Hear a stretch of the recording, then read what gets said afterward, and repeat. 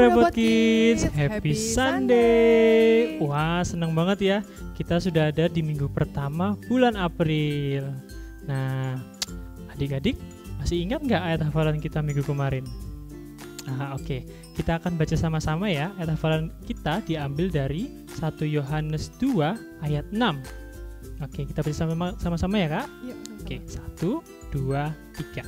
Wajib hidup sama seperti Kristus telah hidup. Amin. Nah, sekarang kakak mau ajak adik-adik untuk berdiri. Kita akan memuji Tuhan bersama-sama.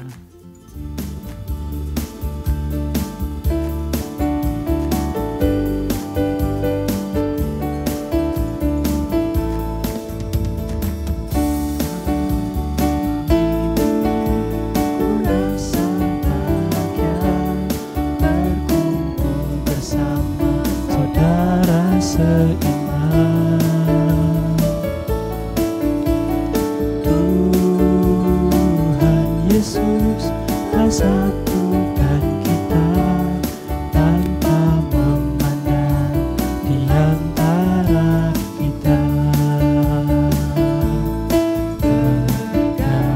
bergandengan tangan dalam kasih, dalam satu hati, berjalan dalam terang kasih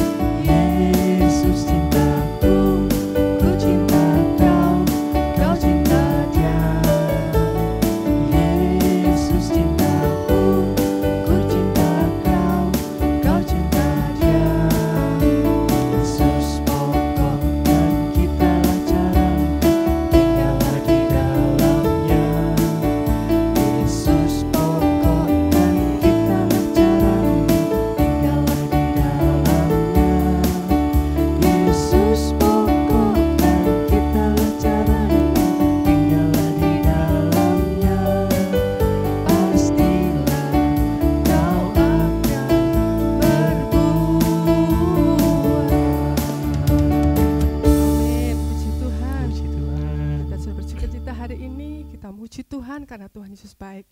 Adik-adik, kita mau siapkan hati kita mau dengarkan firman Tuhan. Kita naikkan satu pujian kita.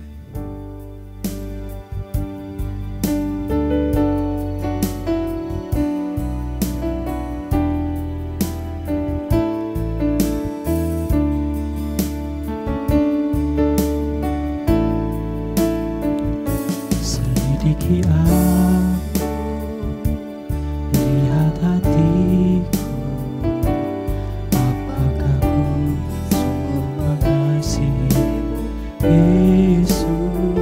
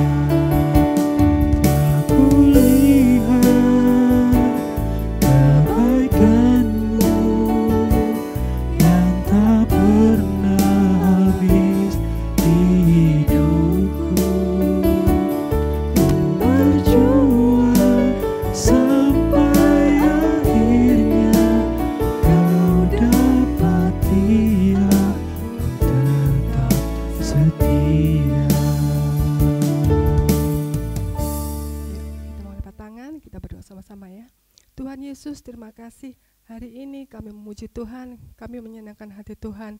Sebentar juga Tuhan, kami mau belajar tentang firman Tuhan.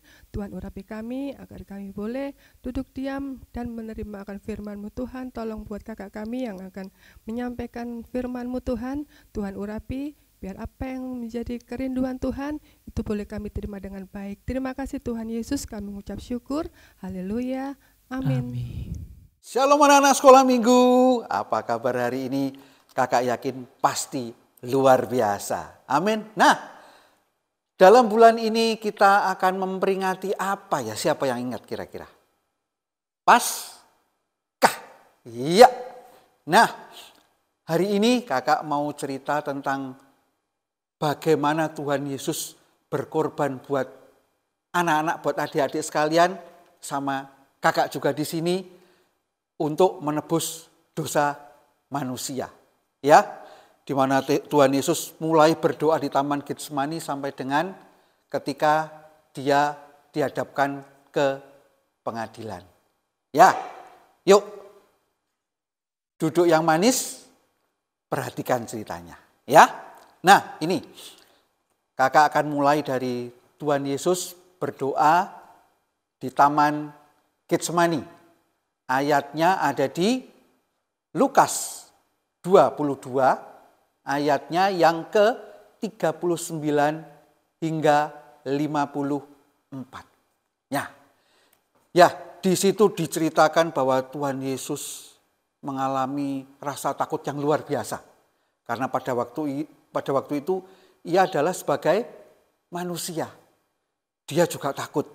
Ya, karena dia tahu bahwa hari ketika di mana ia akan disalibkan segera tiba. Oleh sebab itu dia minta ditemani oleh 3 muridnya, yaitu Petrus, Yohanes, dan Yakobus. Ya, mereka diharapkan bisa menemani Tuhan Yesus ketika Tuhan Yesus berdoa. Tapi ternyata 3 orang murid ini tertidur. Waduh, Tuhan Yesus jadinya nggak punya teman, berdoa sendirian. Ya, Tuhan Yesus tahu apa yang akan terjadi. Dan ia juga sempat berdoa bahwa bila memang diizinkan untuk tidak menderita, kenapa tidak? Dia berdoa pada Bapanya yang di surga. Tapi dia berkata sekali lagi, berdoa sekali lagi, kalau ini kehendak Bapa yang terjadi, Bapa yang kehendaki terjadilah. Ya, Tuhan Yesus begitu berserah. Sebab dia tahu tanpa pengorbanan yang dilakukannya, dosa adik-adik dan kakak di sini tidak akan bisa ditebus. Ya, jadi dia sempat berdoa agar ia nggak usah menderita deh. Tapi kalau memang Bapa kehendaki, terjadilah. Ya, kemudian berdoa sampai Tuhan Yesus menemukan bahwa, aduh, muridnya tertidur semua. Bagaimana ini? Hei, Tuhan Yesus membangun mereka, tidakkah engkau bisa berjaga 1 jam saja? Maksudnya supaya Tuhan Yesus punya teman. Ya, ingat, dia juga merasa takut. Nah, akhirnya setelah Tuhan Yesus selesai berdoa, benar, saatnya tiba, anak-anak, adik-adik ya. Banyak tentara mendatangi tempat itu, kemudian segera menangkap Tuhan Yesus. Tapi ternyata di situ ada siapa? Ada 1 murid Tuhan Yesus. Siapa? Yudas. Yudas berkata pada para tentara yang akan menangkap Tuhan Yesus bahwa kalian harus menangkap orang yang aku cium. Jadi sudah dikasih tanda sama Yudas. Kemudian dia segera maju ke arah Tuhan Yesus, dia mencium Tuhan Yesus, langsung ditangkap sama para tentara itu. Mereka akan membawa Tuhan Yesus ke pengadilan saat itu juga. Ya.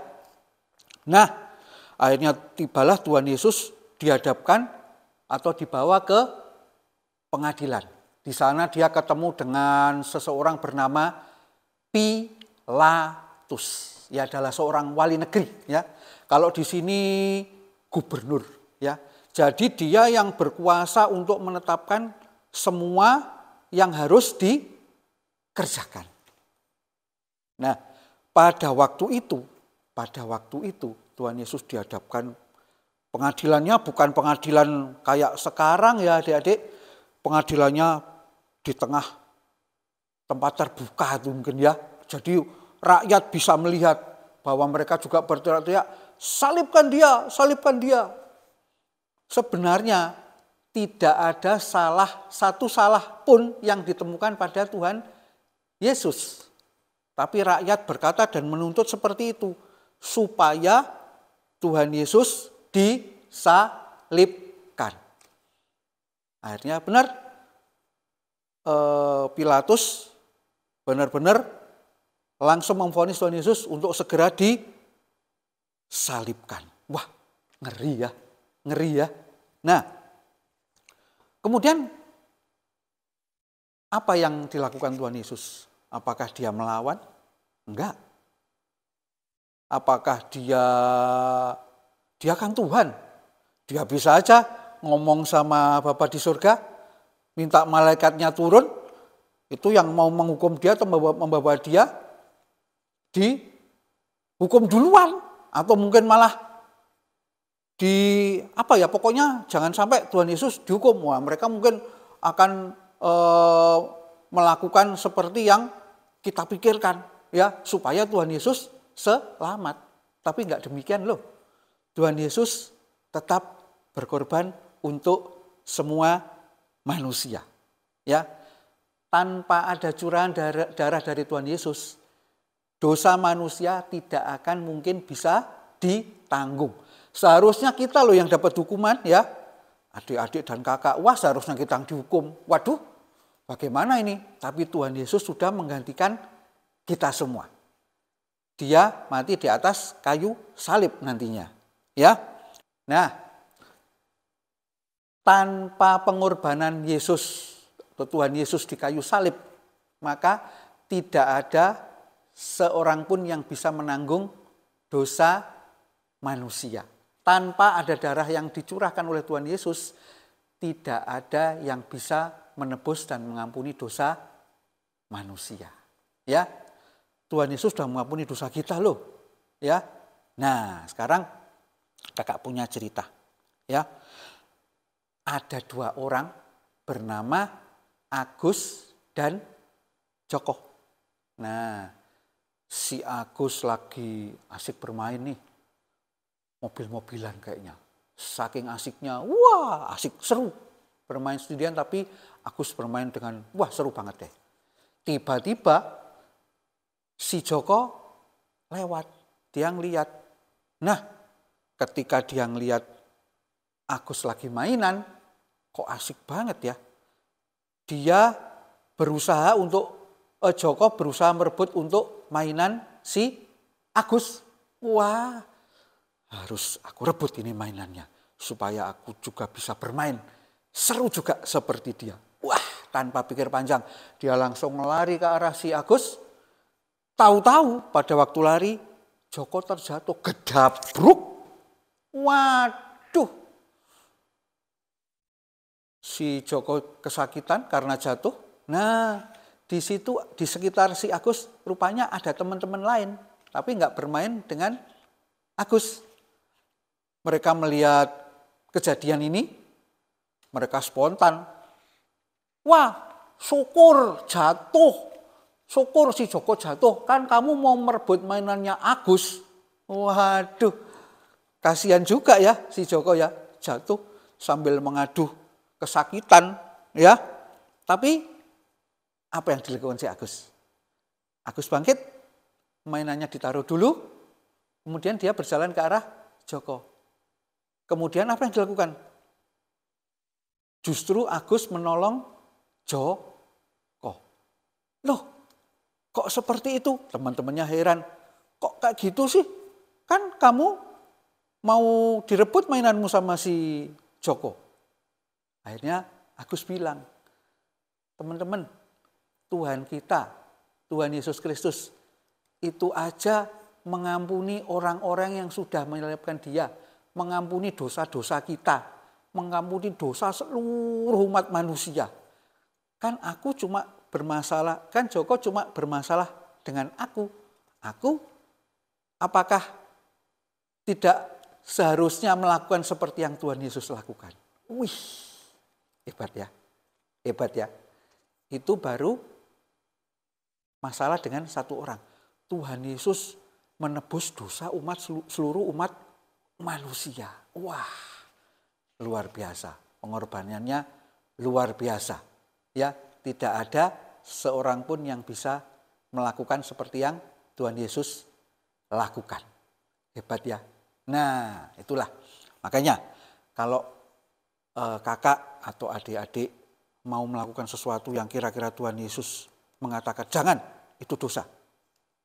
Jangan lakukan. Ya, karena Tuhan Yesus sudah menebus dosa kakak dan dosa adik-adik semua. Wah, ya. Tuhan Yesus kita luar biasa. Amin. Baik, bahwa Tuhan Yesus sudah datang ke dunia dan mengampuni seluruh umat manusia, ya, kita dibebaskan dari dosa. Amin.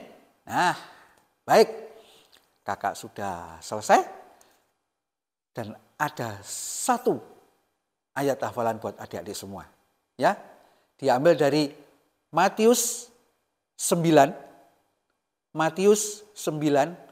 ayatnya yang ke-6, ya. Matius 9 ayatnya yang ke-6. Ya, ini bunyinya. Anak manusia berkuasa mengampuni dosa. Anak manusia di situ yang dimaksud adalah Tuhan Yesus sendiri, ya. Yuk, lagi. Anak manusia berkuasa mengampuni dosa. Amin. Ya.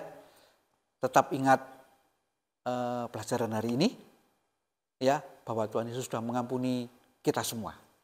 Amin. Yuk, kita akan berdoa supaya Roh Kudus selalu ingatan kita, ya. Kita juga harus melakukan seperti apa yang Tuhan Yesus lakukan, mengampuni, ya. Yuk kita berdoa. Terima kasih Tuhan, kami mengucap syukur buat pagi hari ini. Kami mau serahkan anak-anak sekolah minggu di Rehoboth Kids ini Tuhan.